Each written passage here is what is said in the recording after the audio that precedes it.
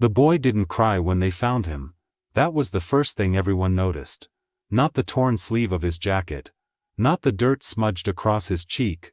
Not even the fact that he had been sitting alone on a park bench for nearly an hour without moving. It was the stillness. The way he sat there with his hands folded in his lap, back straight, eyes scanning the path in front of him like he was waiting for something very specific to happen. Children cry when they're lost. They panic, they call out. They run. This one didn't.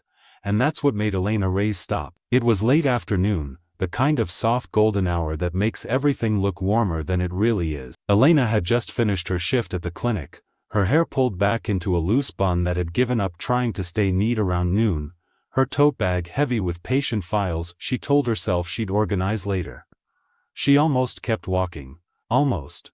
But something about the boy didn't let her. He was too composed, too quiet in a way that didn't belong to children, so she slowed, then stopped, then turned. "Hey," she said gently, approaching from the side so she wouldn't startle him. "Are you okay?" The boy looked up at, not fear, not exactly, recognition, maybe, or the sense that she had just stepped into something already in motion. "I'm waiting," he said, his voice was calm, measured, not the shaky tone of a lost child. For who?" Elena asked. My father." Elena glanced around the park. Families were packing up picnics. Joggers passed by. A couple argued quietly near the fountain. Ordinary life, moving forward without interruption. No one was looking for a child.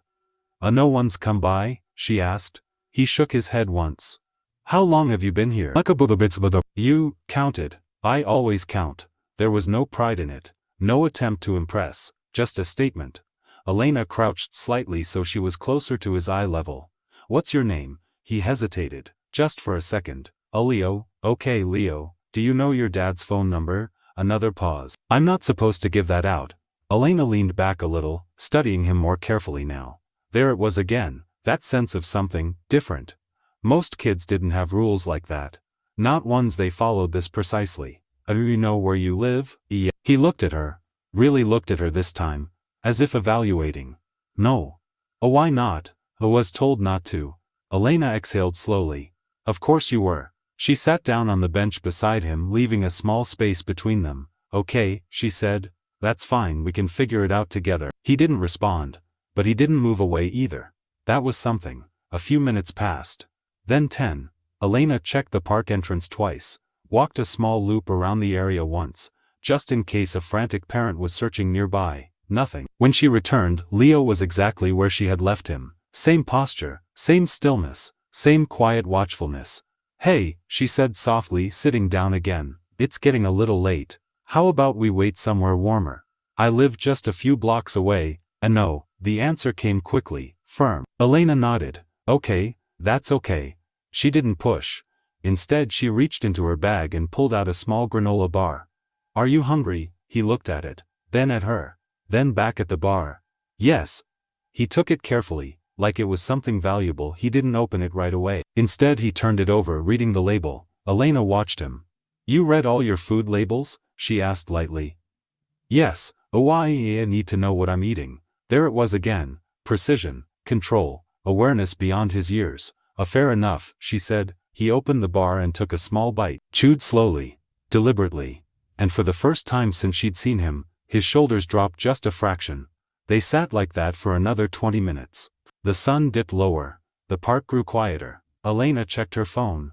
No local alerts, no missing child reports, nothing. Which somehow made it worse. Because children don't just disappear without someone noticing, unless. She stopped that thought before it could finish. "Leo," she said gently, "I think we should go somewhere safe and call someone who can help find your dad." He didn't respond right away. Then, "He'll come." Elena turned to him. "You're sure?" "Yes." There was no doubt in his voice. "None." "Okay," she said slowly, "but what if he doesn't come tonight?" That made him pause. Just slightly. The smallest crack in that careful composure. "He will," he said again, but softer this time. Elena made a decision. "All right," she said, standing up.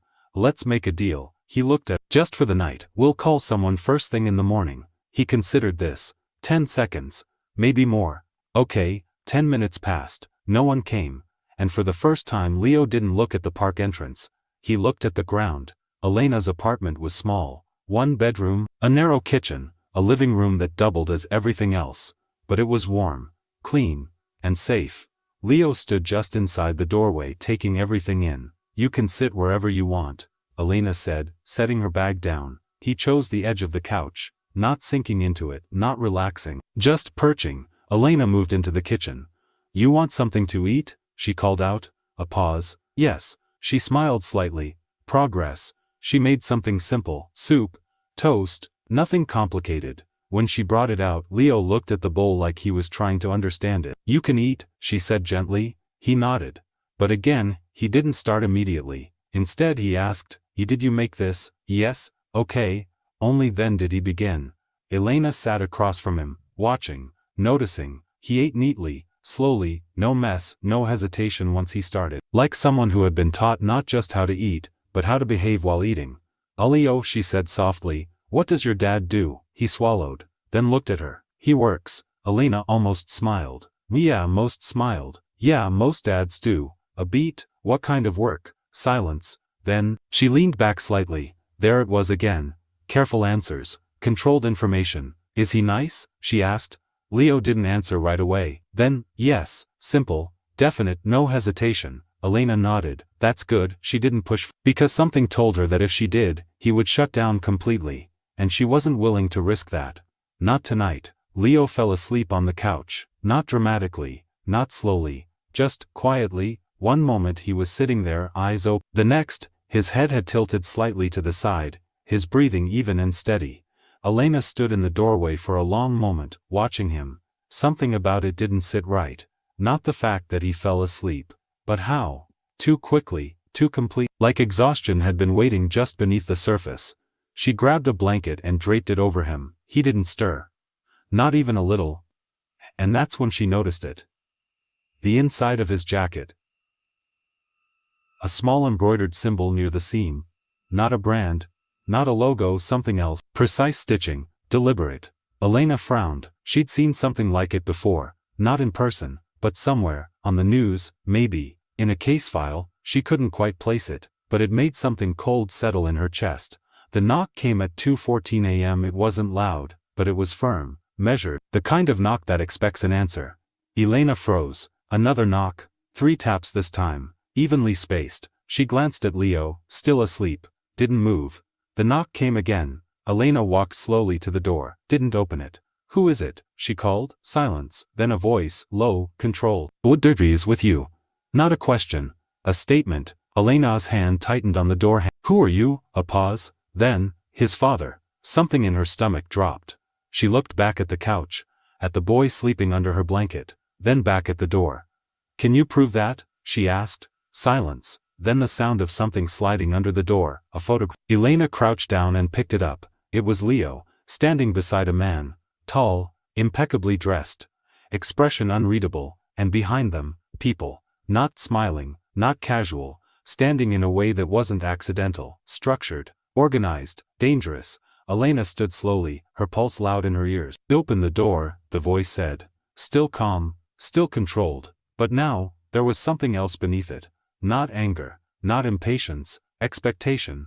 Like this was a formality, not a request. Elena looked at the lock, then at Leo, then back at the door, and realized something very clearly. This wasn't just a lost boy, and that man outside wasn't just a father, he was something else entirely. And whatever she chose to do next was going to matter more than she understood yet. She took a breath, then reached for the handle, and opened the door.